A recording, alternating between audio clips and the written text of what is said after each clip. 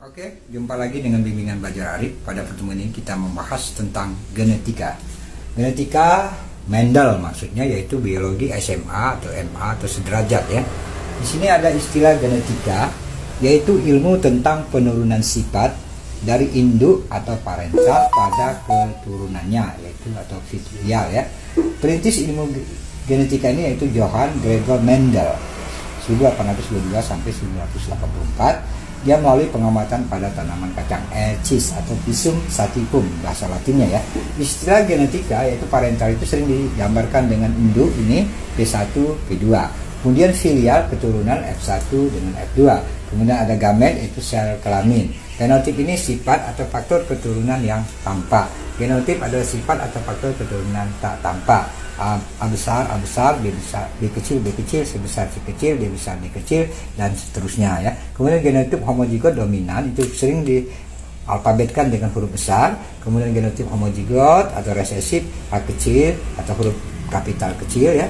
Kemudian genotip heterozigot A besar, A kecil, ini variatifnya ya. Kemudian konsep Mendel pada perkawinan monohibrid. Pada Pisum sativum, kacang Ecis sesuai hukum Mendel 1 atau hukum segresi pemisahan gen secara bebas. Nah, ini ada contoh induk, umpama BB besar dikali BB kecil. Fenotip biji bulat kali biji kisut. Kemudian ada gamet B besar B kecil, filial F1 B besar B kecil kali B besar B kecil, biji bulat, filial F2 genotip kali fenotip. Kemudian juga di sini ada hasilnya, macam fenotip bulat dan kisut, kemudian rasio fenotip 3 bulat dengan 1 kisut, kemudian macam genotipnya B besar, B kecil, BB ya. Kemudian rasio genotip 1, 2, 1 ya. Kemudian di situ ada konsep Mendel pada perkawinan dihibrid ya.